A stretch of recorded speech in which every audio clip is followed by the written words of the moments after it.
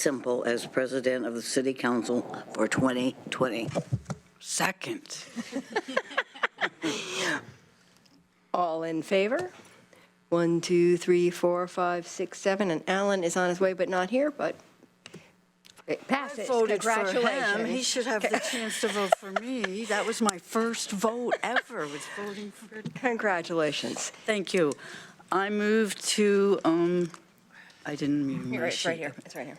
Elect. I move to elect Jennifer Ye as the Vice President of the City Council for 2020. Second. All right. All in favor?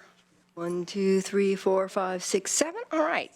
Congratulations. Thank you very much, Betty, for your service, and congratulations, Emily and Jennifer. It will be a pleasure to work with you in those roles. Okay. We are now ready to roll into our public forum. And just a little reminder, the public forum is an opportunity for individuals to speak to the City Council on any city-related issues except for those items which have already been heard by a hearings official or are on tonight's agenda as a public hearing. Each person will have 3 minutes to speak. When you come to the podium, please give your name, city of residence, and for Eugene residents, your ward if known. The timer and lights indicate the time you have to speak. The red light indicates the end of 3 minutes. And just a couple of comments. We have 25 people signed up to speak. And, there's really only one rule, which is to be respectful and quiet and give everyone a, opportunity to speak and be heard. So that's quiet in the audience and no outbursts so that we're able to hear what people have to say and they feel safe saying it. Come up to the podium. I'll read 2 names and the second person can take the warm-up chair and be ready to roll. So with that said, our first speaker is Joshua Korn, followed by Ivan Piccioni.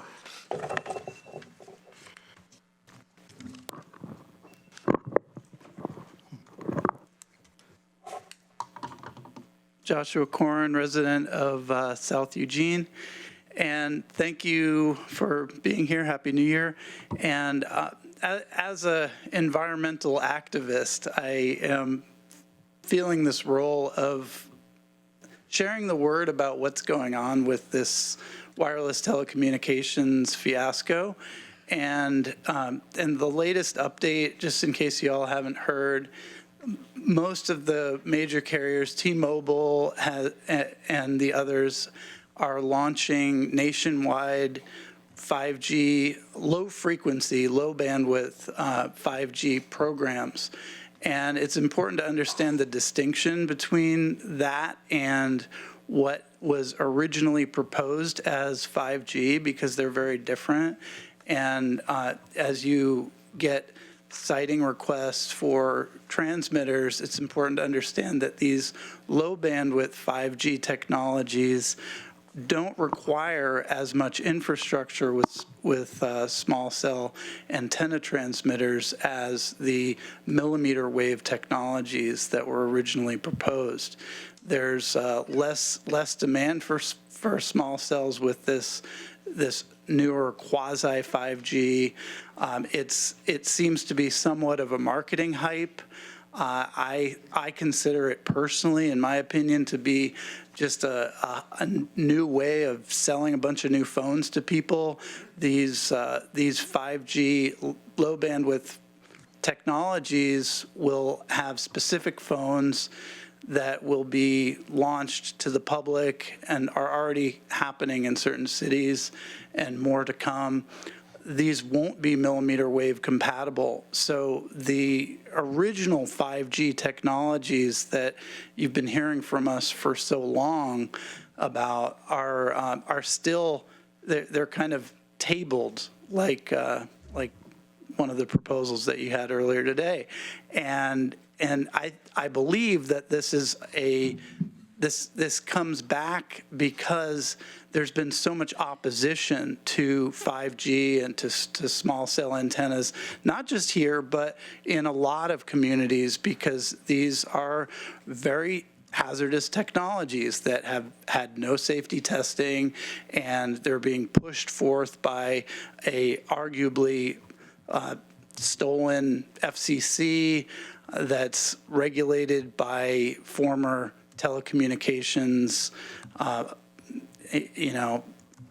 former CTIA executives are now running the FCC. It's just a backdoor, a revolving door situation. So Thank you. please take that into account. Thanks. Thank you. David Ivan Piccioni, followed by Susan Bliven. Hi, my name is David Ivan Piccioni, and I want to address the human race at this moment. I think we have a lot of problems. We're treacherous, selfish. We speak more than we hear. We're disingenuous. There's misogyny and misandry. Thinking about Trump, I don't think he's the worst example of a human being. I think he's about in the middle. I think there's people that are a lot worse and some better, too. Thinking about how we're comprised as a multi-celled organism, which we are. This originally started with one-celled organisms that did everything, and then eventually they learned that if they band together, they could have one specialize in one thing and the other one specialize in something else. There's a very incredible one-celled organism called the Euglena viridis, and it's so cool. They live in in ponds or wherever you find them in water, and they can either eat bacteria or, like the name says, viridis means green, or they can do photosynthesis. They can nourish themselves either by laying there and getting exposure to light or by eating bacteria. I think this is something, if we are going to continue to evolve as a species, we can learn from these basic types of life forms, which are quite impressive. Well, thank you for your time. Thank you. Susan Bliven, followed by Carmel Snyder.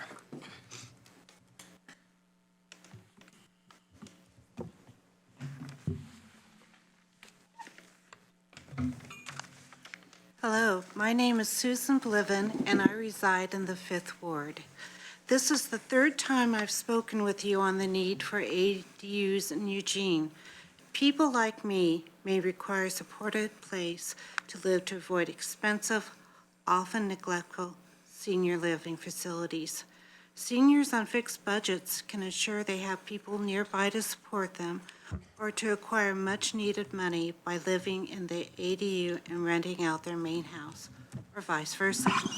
The impact on city infrastructure is likely to be minimal because many, if not most, homeowners will not choose to utilize this option. Even if they do, new residents will be spread out, unlike new housing developments, which greatly impact existing neighborhoods. Just as important, provisions for ADUs is the law in Oregon. It doesn't matter if you don't personally agree with the law. You are obligated as city officials to follow state law. You are wasting time and taxpayer money opposing the law. Why? City rule doesn't apply here. You are imposing your views to the detriment of our city. If you say you don't have to follow the state laws you disagree with, you tacitly give Eugenians permission to follow only city laws they agree on. There are a few I'd like to ignore, especially parking. May I ignore them? I could even ignore the ban on ADUs. Show responsible leadership, not arrogance. Do what's right. Enact a reasonable, effective policy on ADUs now. Protect your citizens and show good citizenship yourself. Regulate, don't prohibit ADUs.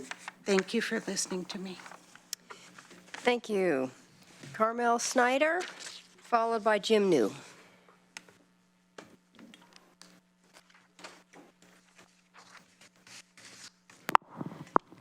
Thank you. I'm Carmel Perez Snyder. I live in District 8. I want to thank you all for your continued work on ADUs and housing. On behalf of ARP, we are a nationwide organization of more than 38 million members, and of those, if I've mentioned before, 50,000 live in Eugene. AARP supports zoning to allow accessory dwelling units as outlined in Senate Bill 1053 and House Bill 2001. ADUs provide housing options for older adults and families of all ages. Now, we know that this is not the end-all. This is not going to solve our housing crisis. However, what it is going to do is provide an affordable choice that can expand housing options for people of all ages.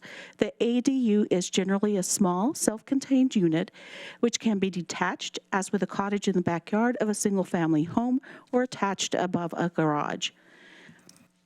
The benefits of ADUs vary from creating housing for caregivers or adding a rental unit for income generation. As my Counselor Pryor mentioned earlier, it can be very tiring to hear people say the same thing over and over again.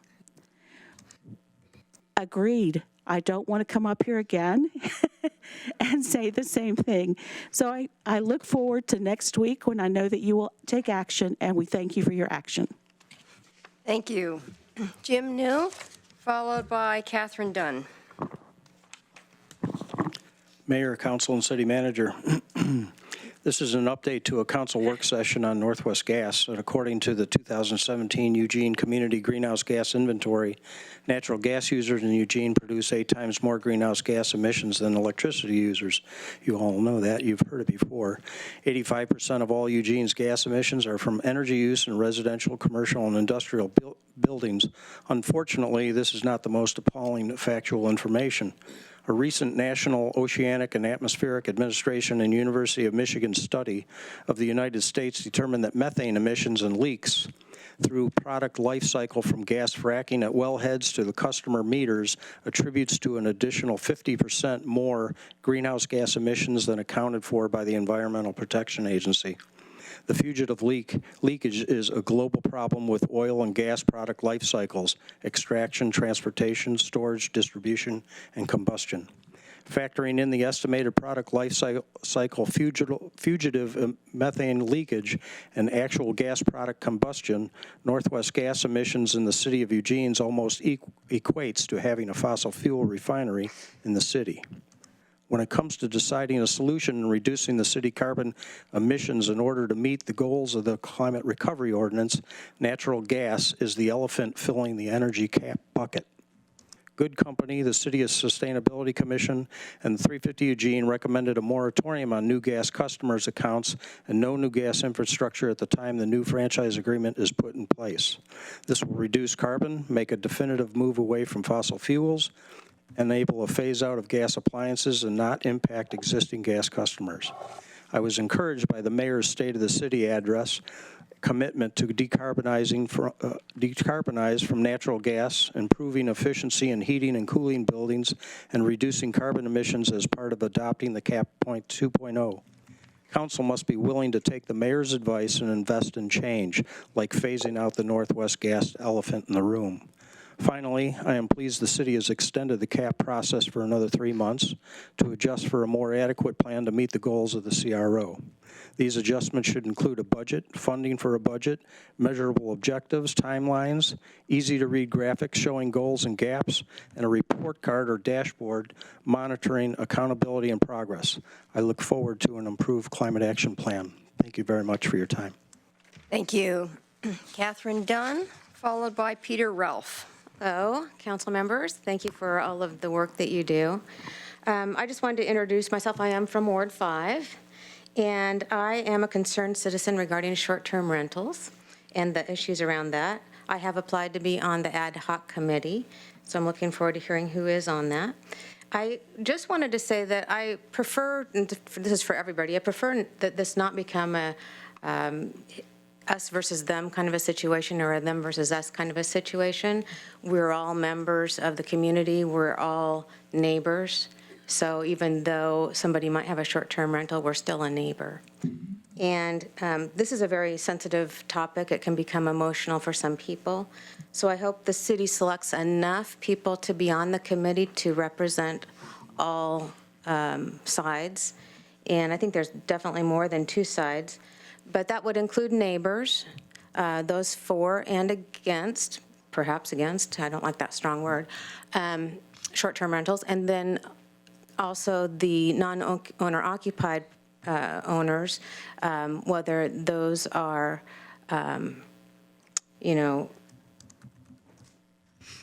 and there's different kinds of those too. It could be somebody who has a non-owner occupied individual house, or it could be somebody that has multifamily properties. So I think there's a lot of different types of owners on both sides. So I hope they are well represented.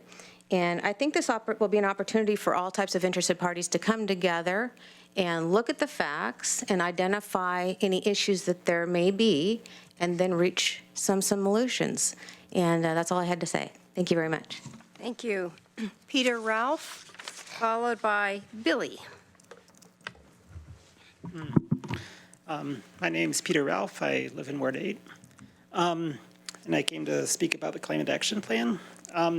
So as you know, climate change is affecting people both here and all over the world, but we can still avoid its worst effects. And I think, and in my experience, most of the people in Eugene really want to do what needs to be done, but about climate change, you know, to decarbonize and balance our carbon budget, but we need to do it collectively and we need leadership.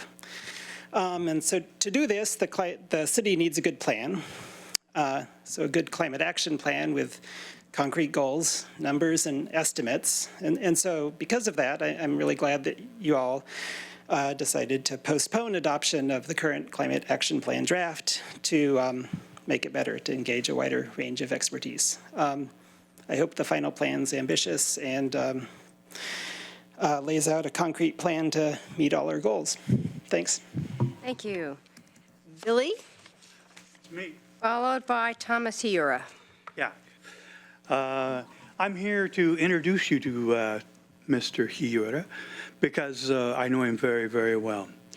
I know him as a person who has integrity, compassion, great love, and a wonderful sense of humor. The way he's presented himself here, I felt there was kind of a mix-up going on and people wasn't getting it about him. And I don't know if you know this, but he was president of North Eugene High School. He was also captain of the baseball team, a little earlier that North baseball team who won the league championship. He's always been somebody that people can trust, people can know about and find about. I myself have worked directly for Governor Kitzhaber, Ron Wyden, Mr. Merkley, and DeFazio, and I was also president of the American Federation of State, County, and Municipal, excuse me. I never can do that. AFSCME Union. I was the president of that AFSCME Union for quite a while, for about 3 years in Lane County. So he discovered right after he went out of left high school, it's what's called the LEADA program, which is an incredible thing run by Princeton University. You may have heard of Princeton. And he went there so he opened his career at Princeton University for 3 months in that program, and then was offered something, oh my God, better. Because Bill Gates runs a program called the Millennium Scholarship, and he is Bill Gates' alum. My tongue's not working tonight, right? And anyway, so through that program, it was suggested by Princeton and the Millennium Program that he go to a small college called Carleton, which on everybody's, it's number 1 or number 2 on everybody's small school in the world, practically, and certainly in the United States of America. And he came out with 2 excellent bachelor degrees in education and American studies, and has finished those. And he was accepted at Columbia University, and he will have either a master's degree or a PhD degree. He's decided possibly he's going to come here to Eugene. Thank you very much. Thank you. Tom, there's more. Thank you. Thomas Hiura, and Thomas will be followed by Paula Tani. Thanks, Dad. I appreciate it. I appreciate that you're trying to correct that my tone is a little brash, but I'm going to keep being me. It doesn't matter what my name is. It doesn't matter, and I'll explain why. In the hip-hop community, though, we often say don't talk about it, be about it. Well, one problem with using the mayor's platform to promote kindness is that your record is public, and you have to live up to this principle every day if you want to promote a campaign that puts it in Eugenians' faces every day. Another problem is that kindness is an idea that's socially constructed in vastly diverse communities. So when you say you're going to listen to more people by making sure that Eugene is a city of kindness, I think you should think critically about whose voices and tone you're actually policing and leaving out of the conversation. Presenting the phenotypical appearance of kindness while routinely failing to make good on your promises to your constituents is certainly more unkind than what I'm doing right now. And in the dominant culture, what I'm doing right now is rightfully considered rude. I'm being very rude to my mayor, and that's okay. Here are some quotes from your recent State of the City address. You said, well, quote, "We will take time before the final adoption of Climate Action Plan 2.0 to engage the public in a meaningful way. Here's why I don't trust your ability to do that. Your weekly blog is your primary long-standing mechanism for ensuring transparency. But weekly is a misnomer because in the past 15 weeks, you've posted 6 blog posts. If one of my students was turning in 40% of her assignments, it would be unkind for me not to address the issue, and it would be unkind to let that person go on failing to meet what they had said they were going to do." Speaking of tone policing, you said, quote, "Public testimony can be angry and impatient." Here I am, not the only one, surely, but it was one of 2 times you called the public impatient because they literally just want you to do what you say you're going to do in a timely manner. Regarding diversity, you said, quote, "Last year I made a commitment to reach out in 2 ways, and this year I will fulfill that commitment." This is what you're turning in? Not even an update that you have begun last year's promised outreach to marginalized communities, but merely that you'll begin doing so later this year. The most marginalized in Eugene are already appalled at your distance from their solutions and experiences. And not only did you mispronounce Eugene Bangra twice, you even went off script and talked about a play at the Holt Center that you had named incorrectly, calling it Bollywood when it was called A Bollywood Story. 108 days later, I'm still waiting for you to respond to my email about making candidates' self-identified gender pronouns visible in the voter pamphlet. And regarding whether or not your leadership of the city demonstrates real commitment, you said it, quote, "couldn't be further from the truth that the city isn't doing enough." I do believe it could be much further from the truth, but it's your responsibility to make it that way. And it doesn't matter what my name is ultimately because it appears you're going to continue mispronouncing Thomas Hiura every time. And I would appreciate if you refrain from doing that. Thank you. Thank you.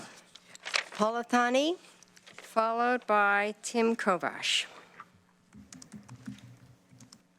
Hi, my name is Paula Tony, and usually nobody gets it right. I teach math at LCC, and I live in Ward 3. We use the context of climate change to teach math literacy. So I have a lot of students who are deeply concerned about climate change, but they're also overwhelmed and juggling both all their classes, finances, work, and childcare or other family obligations. So they're very overwhelmed. In fact, I feel kind of bad dumping the climate change information on them when they've got so many other concerns. But we need to lead, and leading means inspiring. So I was thinking we could say that leading means doing the unpopular thing, doing the hard thing, and it could, but it also just means inspiring our disadvantaged people as well as the people with more options with a vision of what the future will be, because the future will be different. So can we lead in a way that we make it apparent what the future will be, and we try to generate some excitement, because there will be something good about the transition to a fossil-free future. It could be scary, but it could also be beautiful. I know that my students, we can get more students riding the bus. All the LCC students have free bus passes, but tons of them are still driving. So we're working on trying to get more of them to ride the bus. That's the main part of the LCC carbon footprint, is people getting back and forth to LCC. So we're working on that. But would you consider pushing for free bus passes for all, and trying to create a vision where a lot of people are using the bus, a lot more people? Another thing that would be great is more bike lanes. LCC is really hard to bike to, both from South Eugene and from Springfield. So I do have plenty of students coming from outside of the Eugene-Springfield area, but those that are in Eugene and Springfield could be biking. And I'd like to encourage them to do so, but it's not that easy right now. So I'm writing letters in support of that bike path on 30th, but I would ask for your support on that also. And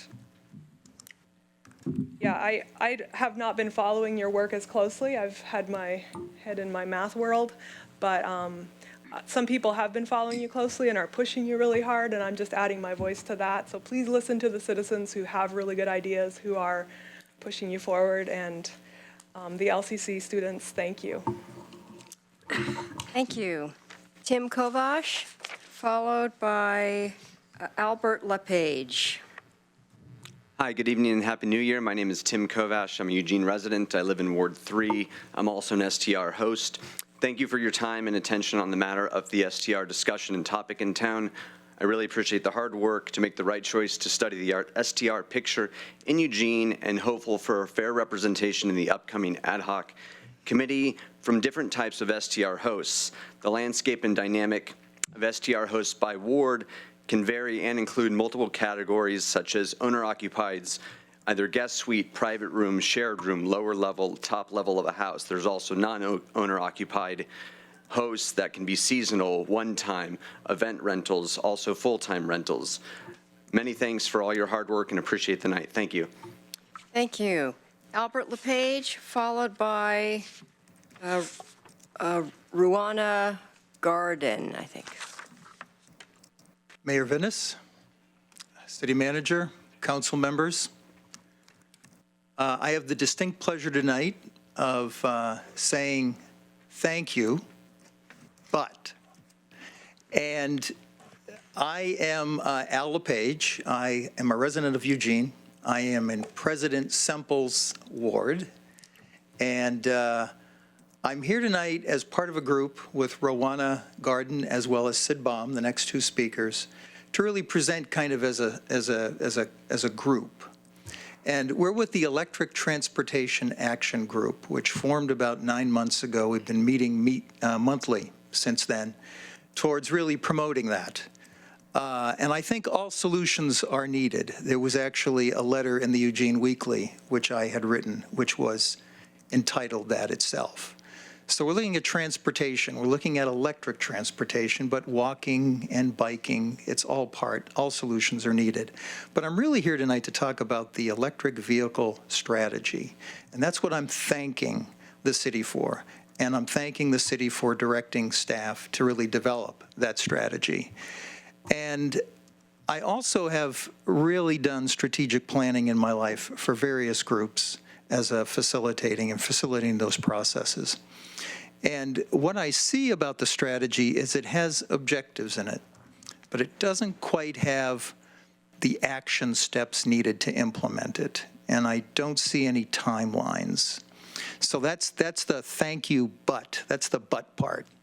So we're acknowledging the city's work on that, but we would like to see the action steps that lead to implementation with specific timelines and more detailed strategies from funding and other mechanisms. And the next speaker, Rowana Garden, will give you some examples of that. And the final speaker will make a special offer from our group to the City Council. So thank you for listening. Thank you. Ruana Garden, followed by Sid Baum.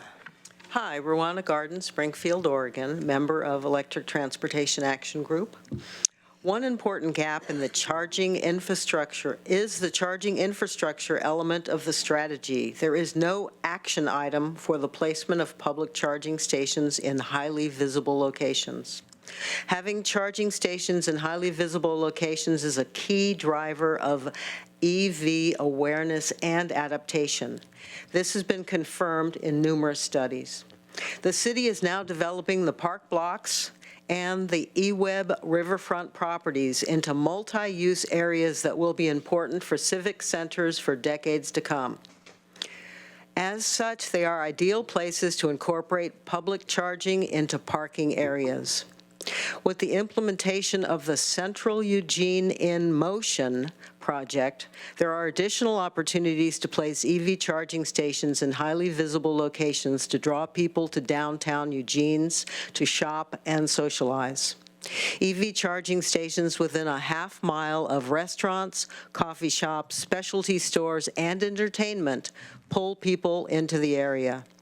Third-party partners could be invited to do this work, as was done near the Matthew Knight Arena and as the city is planning to do with the shared e-scooters. I'd also like to share that in about 2 years, the state of Oregon could have new building codes that require EV charging in all new multifamily and commercial construction. We are working to help this happen at the state level. Currently, since studies have found that 80% of charging is done at home, this limits electric vehicle ownership to people who have a garage at home with electric outlets. In order to make EV ownership possible to residents living in multi-family housing, the city needs to take this opportunity to incentivize the retrofitting of existing multi-family housing parking areas to further reduce greenhouse gas emissions in the transportation sector. Thank you. Sid Baum, followed by Linda Heil. Hi, my name is Sid Baum, and I live outside of Eugene, southwest of Eugene in the county.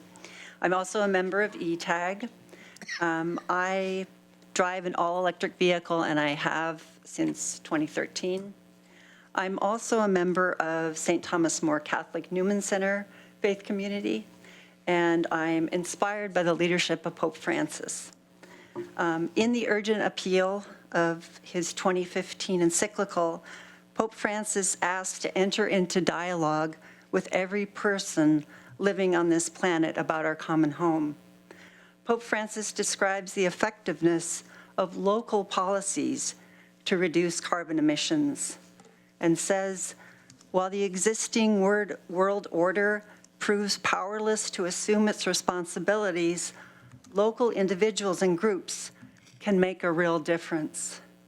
They are able to instill a greater sense of responsibility, a strong sense of community, a readiness to protect others, a spirit of creativity, and a deep love for the land.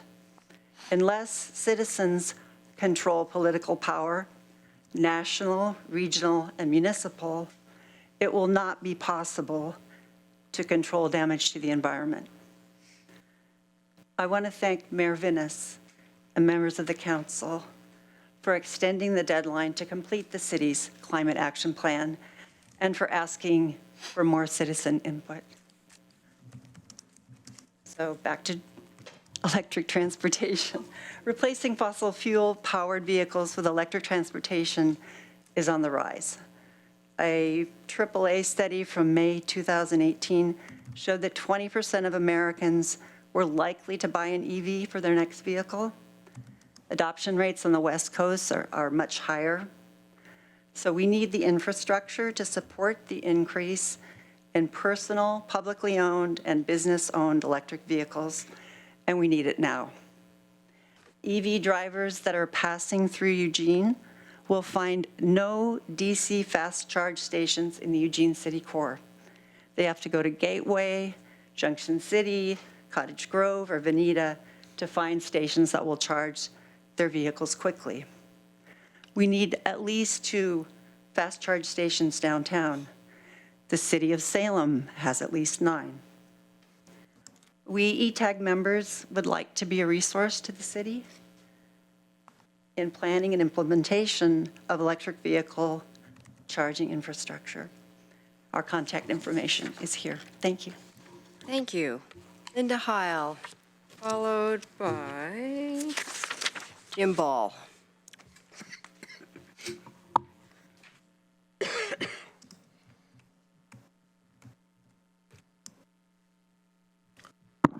Good evening. My name is Linda Heil, and I live in Ward 2. Thank you, City Manager Maderi. Thank you, Mayor Venus. Thank you, councilors, for recognizing that the CAP 2.0 needs strengthening. A mayor's ad hoc committee that includes representatives from community organizations and youth constituencies is an excellent solution for addressing the remaining gaps. More time and opportunity for input is good, and the community has already made clear that the content and structure of this draft is not adequate. The framework that the committee produces must be sturdy enough to support a crucial decade of emission reductions that will achieve the CRO goals. Over the past 2 years, you have heard from many people advocating for strong climate action and giving specific ideas about what to do. The Equity Panel developed 44 action recommendations, as well as policy perspectives about natural gas, electric vehicles, and reducing consumption. 350 Eugene's leadership has been here so often that we are on a first-name basis. Remember that we speak for over 2,000 community supporters. 350 Eugene has also submitted specific ideas as climate action priorities and recommendations for energy that can be used by the ad hoc committee. The Eugene Community Climate Coalition, representing 25 environmental, community service, youth-led, and faith-based groups, has submitted written advocacy for a permanent city board, a climate accountability and advisory board to guide climate planning over the next decade. Representatives from many other organizations, specifically the Interfaith Earthkeepers, Extinction Rebellion, Sunrise, Earth Guardians, Oregon Wild, Cascadia Wildlands have spoken for their constituencies. These and other community representatives have been imploring the city of Eugene to involve community members in the structural design and the content development of the CAP. 3 months is a short time to accomplish the task that lies ahead. The CAP has big holes to be filled. 350 Eugene recognizes that a lot of work is required, and we will commit to the ad hoc committee work wholeheartedly. I also convey a message from Sunrise Eugene, who was not able to make council tonight. Thank you for your foresight and thoughtfulness in extending the CAP deadline, and Sunrise looks forward to collaborating with the ad hoc committee. Thank you again. Thank you. Jim Ball, followed by Anita Van Asbert. Hello, I'm Jim Ball. I live in South Eugene. This afternoon, I sent you all an email encouraging you to do a Google search for KGW Power Struggle. And if you do this, you will find an 18-minute documentary by KGW, the news organization in Portland, that describes very clearly concerns about reliability of electricity coming as a result of shutting down coal plants. Right now, we're looking at the possibility of, they've done statistical analysis, they being the Northwest Power and Conservation Council.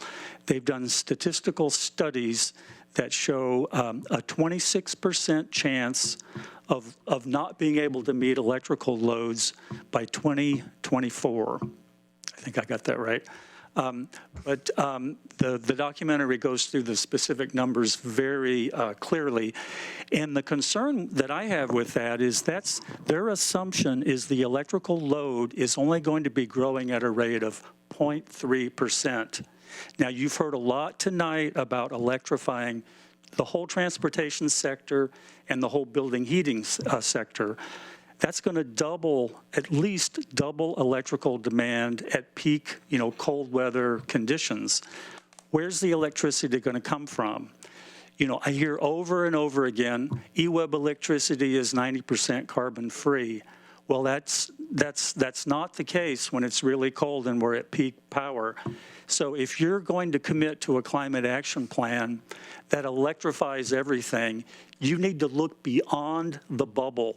You need to look at the entire regional supply of electricity, because at peak times, EWEB goes out on the market and buys power just like everybody else does.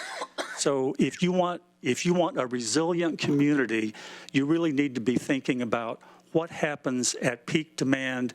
And I'm going to be offering some ideas about dual fuel buildings that can run on electricity when renewable electricity is available and switch to natural gas when it's not. Particularly residential buildings. We've got lots of natural gas residential furnaces in this town. You can add a heat pump. You can have smart meters that switch from heat pump to natural gas during peak demand.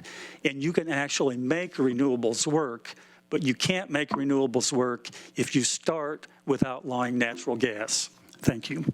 Thank you. Anita Van Aspert, followed by Lori Powell. Anita Van Aspert, I'm in Ward 2, and I'm also going to speak about the CAP 2.0, and I'm very happy, Mayor, that you have extended the deadline, and Council, thank you for agreeing to do that, letting me speak here, because I was initially very confused about your CAP 2.0. I read it, and I was baffled. Like, is this a plan? It looks more like an inventory to me. Pretty good inventory of your large leverage holders who can do the most for our city to reduce carbon emissions. You looked at yourself, you looked at what all these organizations were doing, and that brought you, it's said in the document, to 40%. That's an inventory. Great. An inventory is what you do before you make a plan. So I thought, where's the plan? Because first of all, to make this into a plan, that 40% commitment needs accountability. Where are the measurements? How are you going to measure it? And what happens if you don't meet even that 40%? So then the rest of the plan was in Appendix 6, which is a little strange for a plan, to have the actual plan be in an appendix. So that addresses the 60% that we need to also implement. I was in a focus group, and we were asked, like, what do you think of all these different measures, and which ones shall we prioritize, which ones shall we do? Obviously, we need to do them all. Otherwise, we don't meet the goals that you set out that we would get in 2030. Moreover, these gap measurements were only for your sector-based emissions. They didn't address your consumption-based emissions. For your consumption-based emissions, the plan, as I read it, if I read it correctly, said only brings us to 28%. So the 60% gap strategy only addresses a certain emissions only from the sector. So we actually need to double down on that 60% to actually meet what you promised us where we were going to be in 2030. And I think you've already heard a lot from other speakers what you can do. Definitely we need to draw back from natural gas, and in that I disagree with the previous speaker. There's other ways, microgrids, and you can balance your energy at different times to not have these peak demands in electricity anymore. There's plenty of examples in Europe how you can do that in eco-districts, for example. EV driving, I support that very much.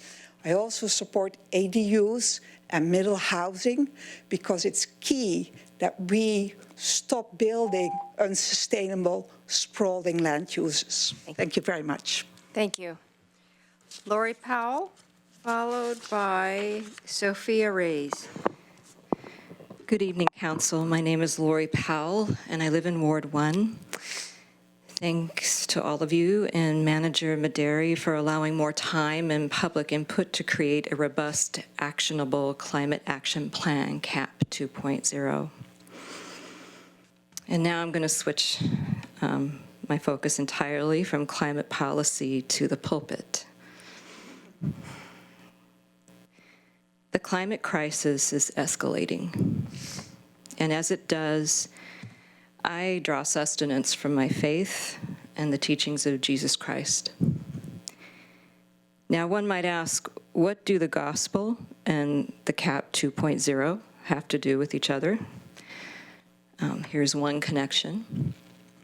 I'm going to quote one of the regional climate impacts described in the CAP 2.0, after which I ask all of you here in the room to join me in a few moments of silence. The snowpack in the Cascades is expected to be non-existent by 2050.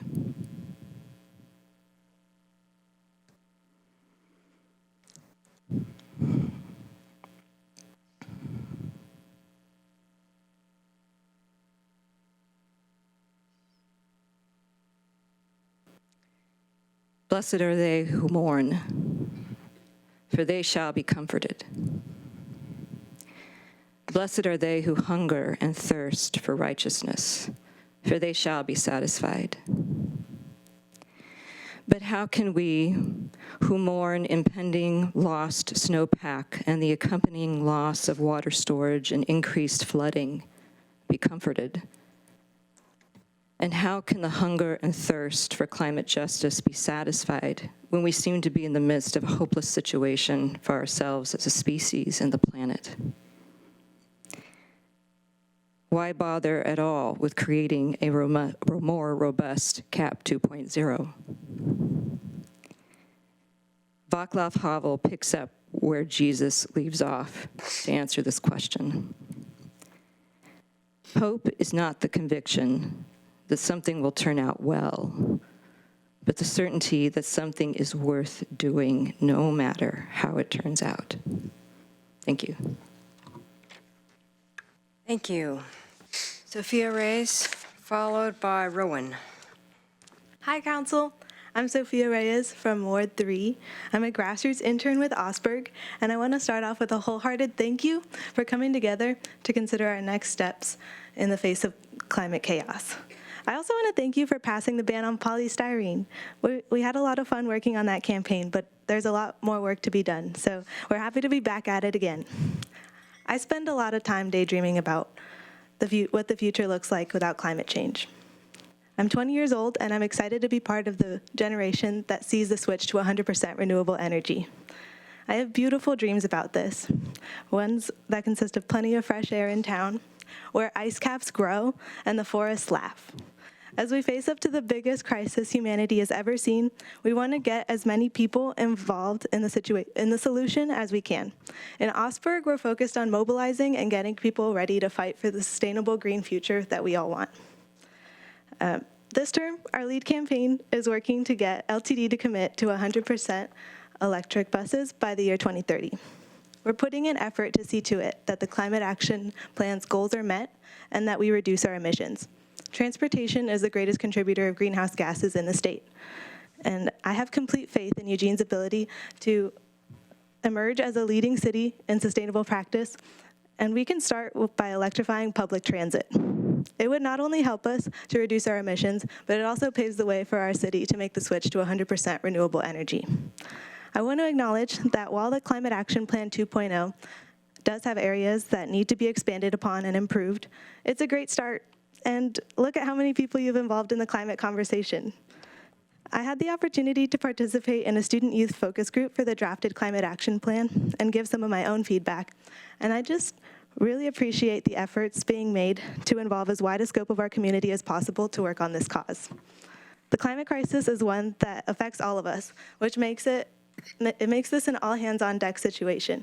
And the best thing about this sticky situation is the opportunity it gives us to pool all of our homegrown American ingenuity into being a part of the solution and for the better of all living beings everywhere. So thank you, Council, for your energy so that you've put into it so far, and thank you for your commitment to continue to put effort into this plan. My generation and those that come appreciate it. This is where the revolution begins. Thank you. Thank you. Rowan, followed by Jody Smith. Rowan, I'm from Emily's ward, and I'm here to speak about 5G again and my concern related to my own personal health challenges. I said a few sessions back that I was interested in becoming more persuasive to you all, realizing that you haven't had my particular experiences. So I've been doing a little bit of research that I'd like to share with you and the public. I had mentioned the website Scientists for wiredtech.com. In an earlier session, a counselor, I believe it was Counselor Clark, said, expressed an interest in the science, both sides, so to speak. Now, Scientists for Wired Tech are one side that's not industry funded.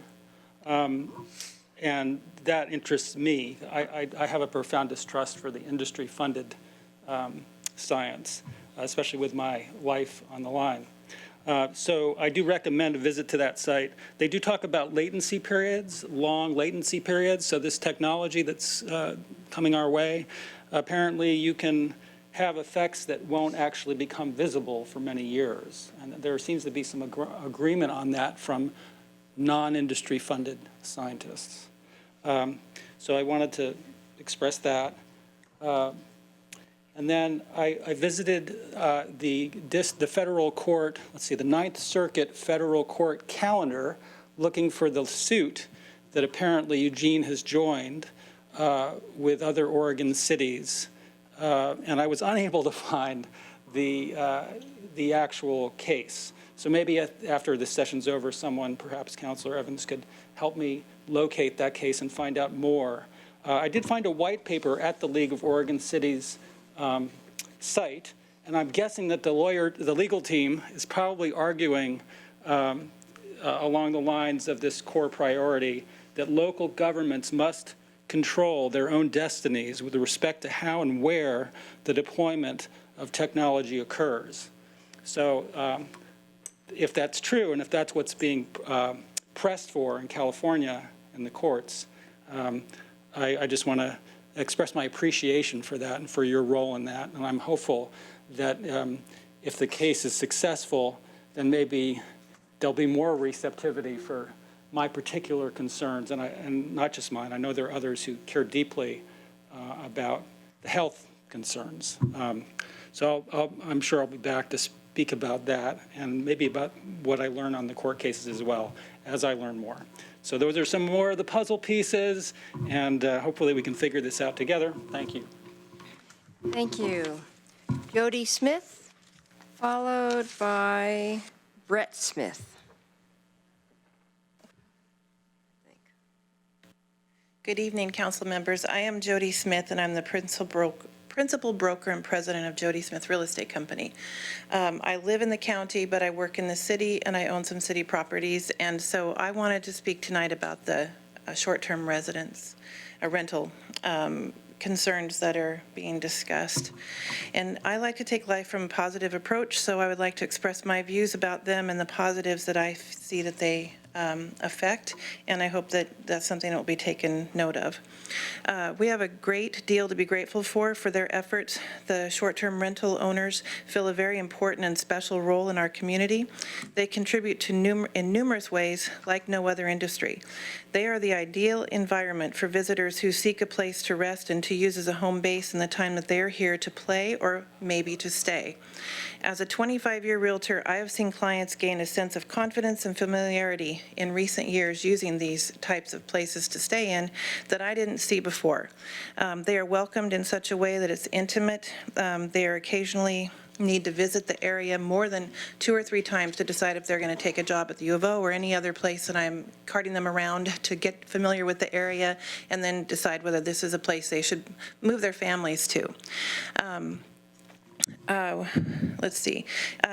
Each of them, let's see, just what I wanted to stick to this, but I don't do very well at sticking to things like this. Each of them are guests, and as they are guests there, they grow more sure that they have an immediate sense of friendship if they do come to the area, that these people will be glad to welcome them as soon as they move here. So that's already a sense of family and community. The STRs are so popular and so well cared for that these residents, these new residents, then recommend them to their family who come to help them out when they're moving, but they don't want to stay in the chaos, things like that. So this is word of mouth, good business for the people who own the STRs. And in turn, that means that those STR owners are building their businesses, and they then get a new opportunity to have a new set of ears and perhaps introduce new people to the best businesses in town, the best eateries, all that sort of thing. They are our champions. The STR owners really, truly are cheerleaders of this community, and they are team players in making this a better environment.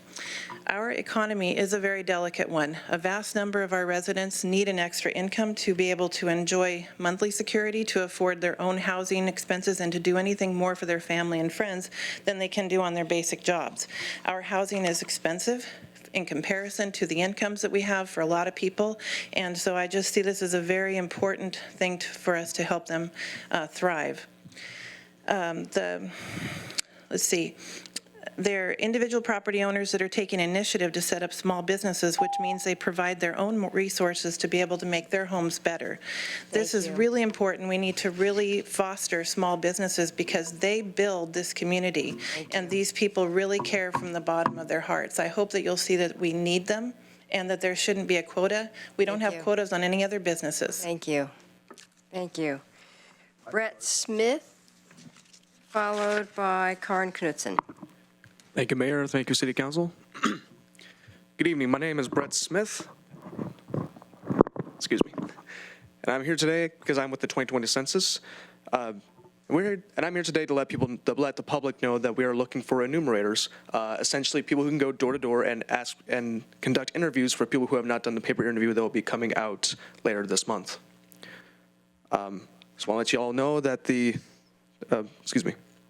position pays $18 an hour, 58 cents for every mile traveled. On top of that, there are flexible hours and paid training, and the job doesn't interfere with disability, Section 8, SNAP, or HUD benefits. We would like to have as many people as possible be a part of this program. We are looking for over 1,000 people in just the Eugene area, and on top of that, around the state and on top of the country. The reason why we're doing this is because the more people that we count within the country, and especially in the state, the more money that goes into the state, into the counties, into the city, into local businesses, and it helps with paying for school, transportation, and it helps with people on welfare. It's a very great system. On top of that, it gives our state much more recognition on the federal level with the representatives. We highly encourage everyone to join, or at the very least get the word out. This is a great program for everyone, and hey, looks good on a resume. Thank you all very much, and I hope you have a wonderful rest of your night. Thank you. Karin Knudsen, followed by Stefan Struck.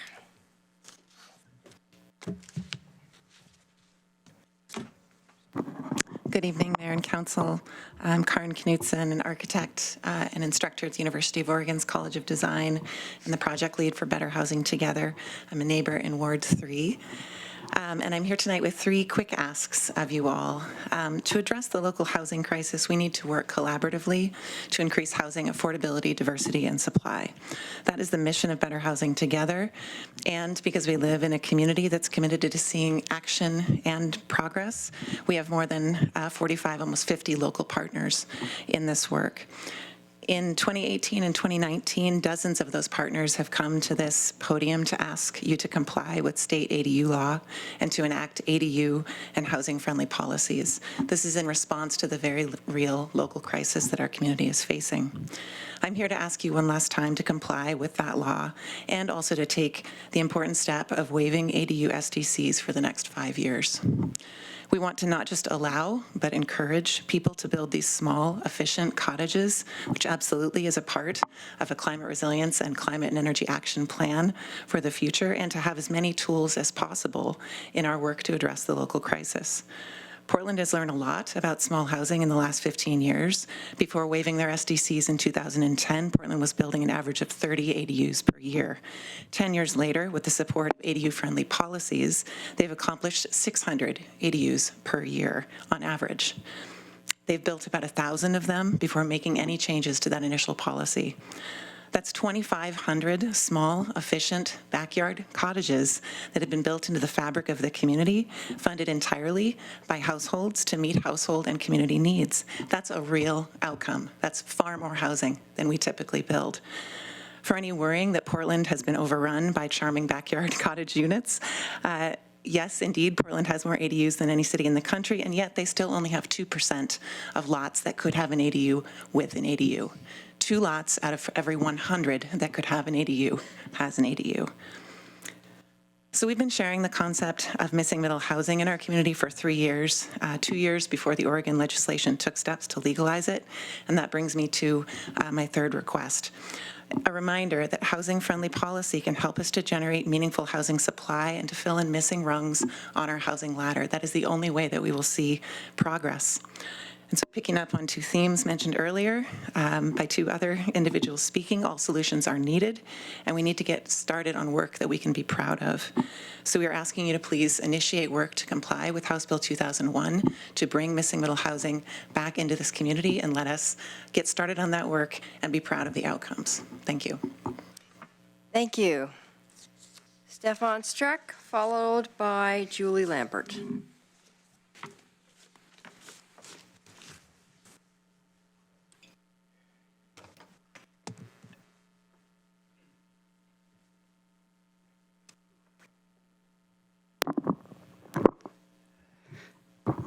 Good afternoon, evening.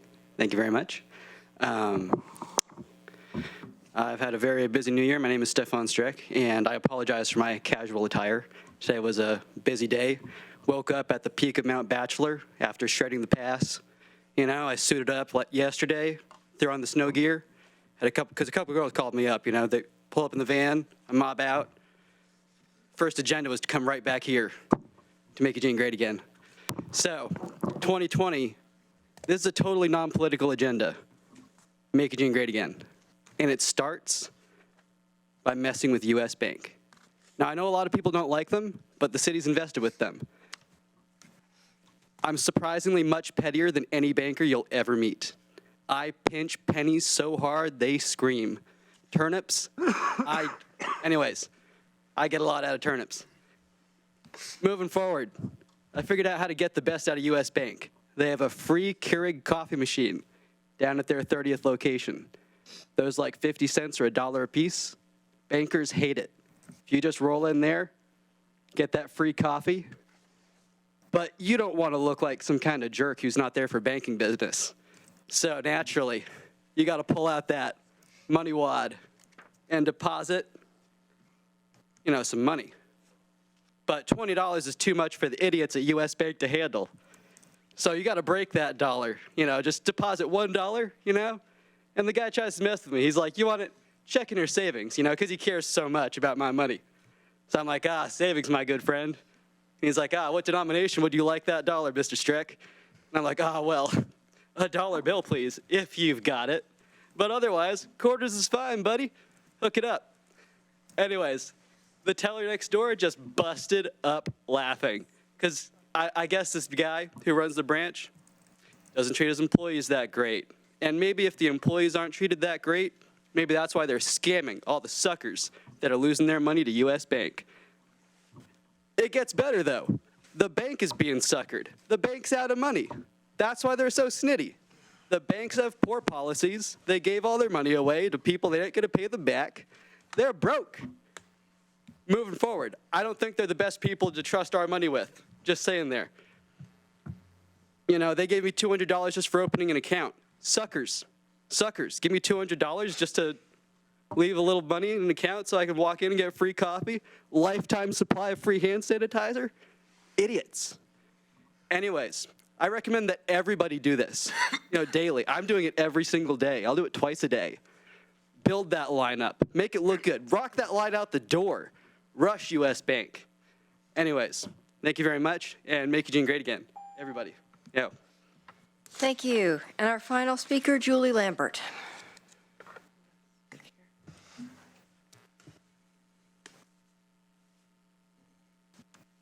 Okay. Mayor and City Council and City Manager in my community. My name is Julie Lambert, and I just moved into stable housing in Eugene, but I'm still in Ward 9. There are 3 things I want to touch on. Number 1, today is the 3rd anniversary of the death of our friend, 58-year-old Carrie Miller, or Mama Carrie, who died outside in freezing weather in the 30s. Friends say due to homelessness, only a month away from her first disability check. Our friend David Strand said of her, "You can't live on the streets of Eugene for years and not have the weather play a role in your death." Community members vowed that we would have a day center in her name in the next year or 2. We haven't yet fulfilled our promise. This week we will be having snows and lows in the 20s. Egan centers are saying they will not be open. I have 3 housing challenge friends. Their names are Pat, Thelma, and Chuck, and they're in their 60s and 70s.